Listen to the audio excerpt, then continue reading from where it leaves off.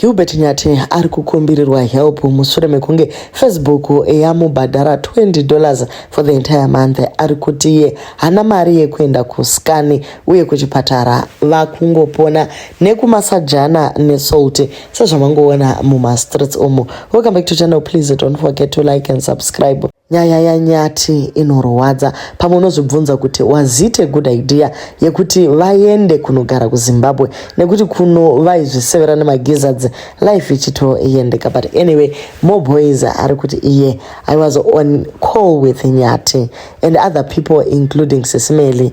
The truth of the matter, the man is down. Hana kana pekutangira kana senti raainaro. Since he was attacked, he can't even afford to buy any painkiller.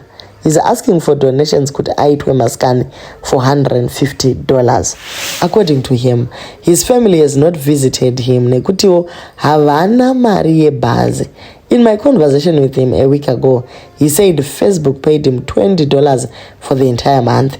Special thanks to Tandaza, his friend, amuvhakachira nhasi, and Tandaza gave him $100.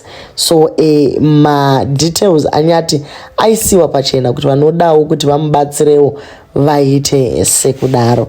Ukatarisisa Nyati pamavidhio ari kuisa especially ari kukweshewa nemunyu unoona kuti mukomana ari mupain. Vanhu vaitombofunga kuti iskiti ndokuzoona kuti aiwa guys hapana skiti. Vamwe vari kuti haisi imwe episode yeiblew it here iri kuitika apa. Nyati pane paakatomboisa maearnings ake aiwana kuma $18,000 $25,000 paakazoenda achinochata paya macompanies achishanda navo. Muchato wavo hauna kumbovadhurira. Shopu yakavakwa in no time uye imba yanga yavakwa navamarambire. Saka dzimwe mari dzaiganza nadzo mukomana tichiratidzwa madashboard pamwe pato tichidaniwa kuti uyai ndikudzidzisei kuedita dzakaenda kupi mari idzi. Chandangodzidza zvangu ndozviri kubva mumanetizens. Mari haidi kuitirwa dzungu. Vana ava vakatadza kushandisa mari yavo. Dai vakaishandisa zvakanaka, dai nhasi uno vari kure chaizvo neupenyu. Asi guys, tinofanira kuunderstanda kuti vana ava vaibva kumukuku wavo kwavainongeredza vachiti vakawana R20 inenge iri mari yakawandisa zvikuru. So kana vakuzowana mari inokwana kuita ma1000 akawanda kudaro, unenge usina a financial literacy, upedzisira wakungoti nhasi vari kuspe, nhasi vari kwakati, vachingotenderera vachitenderera. Ko mari yakatengeswa mota, vakazondotenga imwe mota here? Pane zvinhu zvakawanda zvisinga add up. Ko shopo hainawo here zvainounza since yanga iri investment yekuti kana vanhu varelocata vadzokera kumusha vanowana pekutangira. This family was loved by many, but his behavior, he lost a lot of fans. He told people he doesn't need followers. Vedweka kana wasumudzwa nevanhu, you stay humble. Hatisi kuti unofanira kuramba ungoteverera vanhu pese aiwa bodo. Tiri kungoti you stay humble. Go back to humble beginnings. I used to follow them before Great Hope came into the picture. I admired them. After he did what he did and his head got too big, I stopped following and I unsubscribe. Tisu vaya vaitobvisa mari pamwedzi tichiteverana nemukomana uyu. Vamwe vane muono wavo vakati Nyatika ine hangu ndokutenda chaizvo. Panguva yawakaita mari wakavakira vatezvara musha, ukaita project yehuni, ukavakisa 2 shops dzine manhawa nemaliquirium, ukatenga mota ya5 million, ndege nemavhakesheni ukaenda pawadira. Ndege wakakwira, imba kutauni wakatenga ukavaka, dzimba dzose dzinoshinira nefurniture including yakavakwa nababa Marambire. Mukadzi wakarora, muchato unawo. Mumaloji wakanyanganya futi nechivhure. Wakarwisa. This phase inopfura hayo. Chako ungozvitsvakira basa uchidya chawada nemhuri yako. Nyati is one of the people vanga vane mafollowing akakura zvikuru. Unogoshaya kuti ko zvaita sei guys kusvika pakunzi vawana $20 ivo dei vawedzerawo kakuacta maskitsiwo zvichienda zvakadaro. Anabel ari kuti mari yakaendepi? Tiratidzei dashboard tokubatsira Nyati family.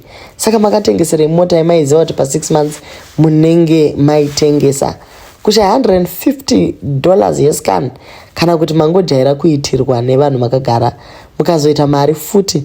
Musafe makaratidza mazimba zvishandwa munonokorwa tsoka. There are so many sentiments dzekuti konai guys makadiko kungonogara kunyazura. Mari ye-social media yakangofanana nekukorokoza. Quick money vanishes faster, especially kana usina financial literacy. There was no need to build a second house kwaziko ikoko. Vaida kugara padhuze neHarare vachisiya kwavo kunyazura as if vanga vane business muHarare. Sei paya vakaita pfungwa shoma, dai vakainvesta mari iyoyo vasina kuvaka imba yavari kugara kutauni uko. It is confirmed kuti Nyati zvemwedzi uno mari hapana. Maybe izvezvi since vaitawo mavideo mairi matatu vachawanawo chouviri, kunyanya yeku-YouTube iyo yati sumukirei vanogona kunonga-nongawo. It is confirmed kuti kulive kwaSismeli vanga vachiti ngatibatsirei Nyati. Haana pekutangira, vana vadiki havatorina kana chunu. Nyati ari kuda 150 yescan. Nyati ari kuti shopu yakabroka, hakuna chinhu, takadya stock. Huku dzake dzakapera nechirwere. Nyati ari kuti haatorina kana senti. So more boys naSismeli vari kukumbira mhuri yeZimbabwe kuti muchivaregerera vana venyu. Next time ana Nyati, siyai pride. Pamaiva nemari makabetsera ani. Maitadza kushare kana maposti evari in need muchienda kunana Dubai. Endai kubasa. Musade kudya makagara nemukadzi wako. Vamwe vari kuti guys kwaimi mamuzi mabrand ambassador here. Pamakaenda kuZimbabwe, what was the game plan? Were you going to continue ne-content kana kuti maizonovaka musha muzvigarira mukanga maskits? Remember, kana muri kuZimbabwe uko, memuri pedo nemabrand makuru, and the fact that mamatozikamwa maita noise nyika yese ichikudai, maifanira kubva mamanya-manya mubva mabata mabrand makuru.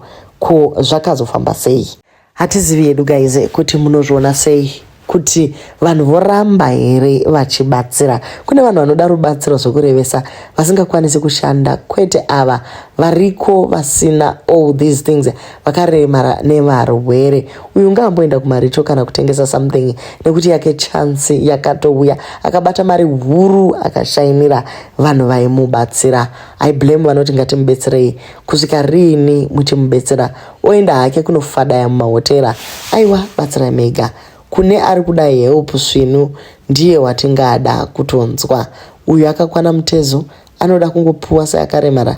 Ndo ma-sentiments that are out there about Nyati family. But guys, kana munhu achinge arwadziwa nemuviri, aiwa ngatibatsirei. Imhuri yedu kaNyati iyi takabva navo kure. Tovarega here Mr. Nyati vachikweshewa nemunyu. Imikani zvakaoma. Do leave a comment on what you think kuti Buffalo oita sei, opuwa here rubatsiro kana kuti vanhu vomboconcentrata nekumeka sure kuti murume wasinikiwe awanirwa rubatsiro rwakakwana. Tozoti todzoka kuNyati family, ngavapushe maskit zvinoita zvakanaka. Vakakanda kuYouTube, vakakanda kuFacebook, vanononga pane kumirira zvakare kuti nation ichasumuka yobatsira zvakare. Vanhu vanoneta nekuramba vachikumbirwa.